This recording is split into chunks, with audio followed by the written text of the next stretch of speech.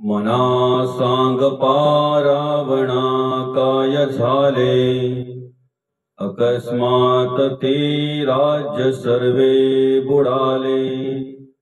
मनोनी कुडी वासना सांडी वेगी, बळे लागला काळ हा पाठी लागी। जय जय रघुवीर समर्थ श्रीराम। या ठिकाणी मनाला उपदेश करत असताना, मनाला मार्गदर्शन करत असताना समर्थ एक दृष्टांत देतात। ज्याप्रमाणे एखाद्या लहान मुलाला समजवायचं असेल तर मग त्याला काहीतरी चित्र पुढे उभं करून आणि मग समजवलं जातंय।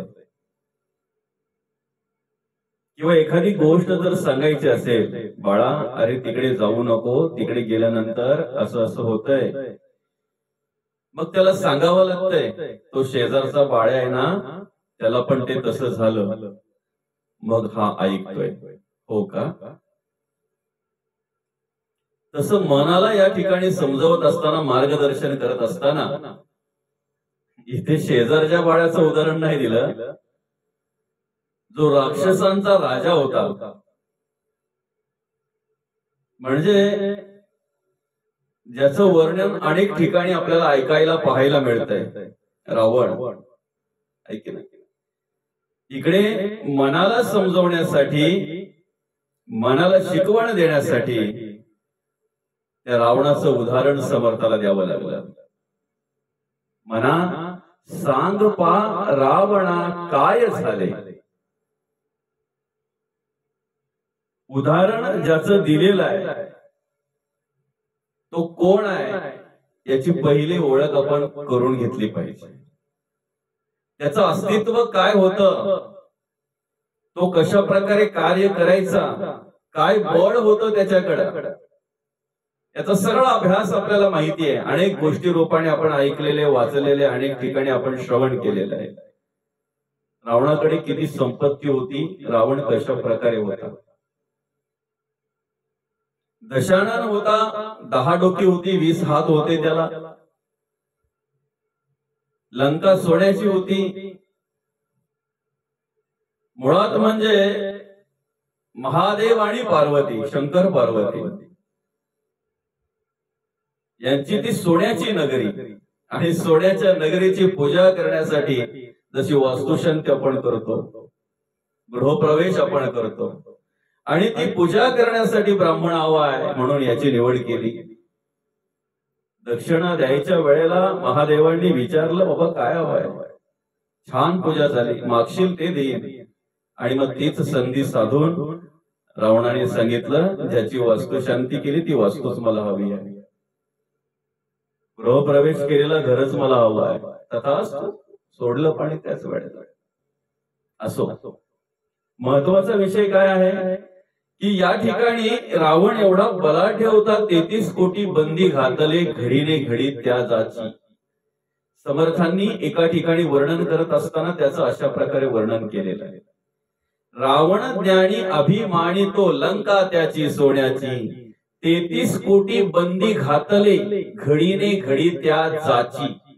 अशा प्रकारे समर्थांनी वर्णन केलेलं आहे। ऐक सज्जना मनमोहना, संपत्ती पाहता कोणाची, जाईल काया जाईल माया, उसनी आली पाचांची। त्या ठिकाणी ते वर्णन केलेलं आहे, रावणाचं उदाहरण दिलेलं आहे।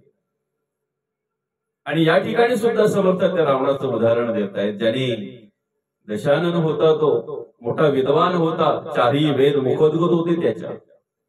हो असं म्हणतात, लंका सोन्याची होती त्याची, 33 कोटी बंदी घातले होते त्याने, एवढं बळ त्याच्याकडे होतं। आपण अनेक ठिकाणी वाचतोय सुद्धा आणि काही वेळेला श्रवण सुद्धा केलेलं आहे की स्वतः महादेवाने त्याला आत्मलिंग काढून दिलेलं। काय भक्ती असेल त्याची, आतड्याचा तुंतुण आणि शिराचा तंबोरा करणारा तो भक्त। एवढ्या सगळ्या गोष्टी त्याच्या चांगल्या, म्हणजे आतापर्यंत जे काही वर्णन केलं ते अशा प्रकारे तो होता। मग काय झालं? अकस्मात ते राज्य सर्वे बुडाले. कशामुळे? म्हणून कुडी वासना सांडिवे. एक विचार वाईट आला, एक वेगळ्या प्रकारचा विचार आला, आणि मग वासना हेच दुःखाचं कारण झालं. अनेकांनी समजवण्याचा प्रयत्न केला. कुठे कुठे वर्णन अशा प्रकारे आहे की रावणाची पत्नी मंदोदरी पतिव्रतेमध्ये तिचं नाव आहे. हात जोडून विनंती करत होती, शरण जा श्रीराम प्रभूंना, तुमचाही उद्धार होईल आणि माझाही उद्धार होईल. पण रावण ज्ञानी पण अभिमानी तो, असं येते. जसं लोखंडाला संपवायला वेगळं काही करावं लागत नाही, लोखंडाचा गंजच लोखंडाला संपवत असतो, तसं माणसालाही संपायला वेगळं काही करावं लागत नाही. माणसाचा अभिमान म्हणजे गंज, अभिमानच माणसाला संपवत असतो. अनेक ठिकाणी उदाहरणं आपण बघा, अनेक आपल्या डोळ्यासमोरची चालू घडामोडीतली उदाहरणं आहेत आपल्याजवळ कितीतरी. अभिमान एकदा अंतःकरणामध्ये आला ना की त्याचा घडा भरला जातो. अभिमान अंतःकरणामध्ये निर्माण झाला, मनामध्ये अभिमान त्याच्या आला ना की आपण समजत याला गंज लागला, संपायला सुरुवात झाली. आणि म्हणून भर सभेमध्ये रावणाच्या मुलाने रावणाला सांगितलं, नुसता वानर आला तर लंका जाळून गेला, त्याचा प्रभू आला तर काय होईल? आपल्या ताकदीवर आपल्या बळावर शंका घेतोय म्हणून भर सभेमध्ये रावणाने त्या मुलाला मारलं, भर सभेमध्ये मारलं. अनेक उदाहरणं आहेत. शिष्टाई करण्यासाठी, समजविण्यासाठी श्रीराम प्रभूंनी अंगदाला पाठवलं, वालीचा पुत्र. अंगदाने सुद्धा आपल्या पद्धतीने समजवण्याचा प्रयत्न केला, पण ज्याच्या अंतःकरणामध्ये अभिमान भरलेला आहे, वासना भरलेली, अहंकार भरलेला आहे, तो काय समजणार? काय समजणार तो? आणि मग शेवटी तीच वासना त्याच्या लयाला कारणीभूत ठरली. अतिशय अल्प काळामध्ये सगळं नष्ट झालं, सगळं नष्ट झालं, अस्तित्व पूर्ण नष्ट झालं त्याचं, सगळ्या सकट सगळं नष्ट झालं त्याचं.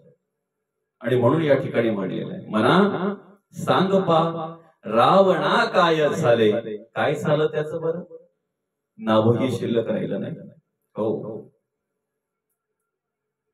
आज कोणाचं नाव आहे का रावण?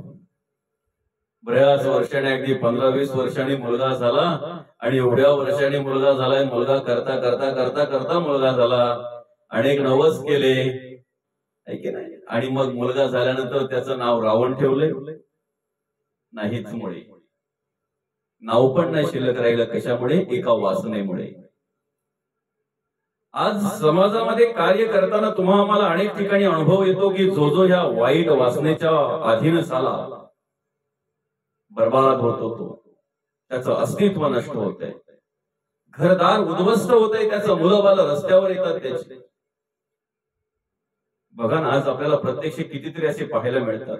त्यावेळेला एकच रावण होता, त्या रावणाचा दृष्टांत कार्य करणं आज मनाला कळावं, ओळख व्हावी म्हणून तो दृष्टांत दिलाय. अन्यथा आज गावामध्ये रावण आहे, त्या वृत्तीची माणसं आहेत, त्या विचाराची माणसं आहेत. पावली आपल्याला त्या वृत्तीची माणसं आपल्याला पाहायला मिळतात, निर्दयी विचाराची.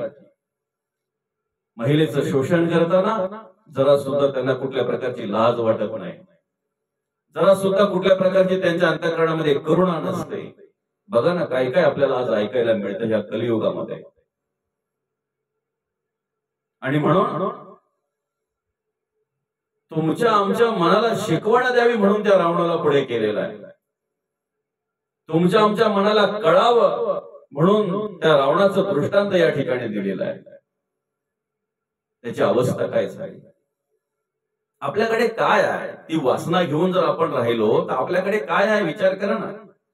33 कोटी बंदी घातले घडीने घडी त्या जाची, 33 कोटी देवांना सुद्धा बंदिस्त ठेवणारा तो रावण एवढं बळ त्याच्याकडे असताना सुद्धा नाव पण शिल्लक राहिलं नाही. आपल्याकडे काय आहे बघा बरं.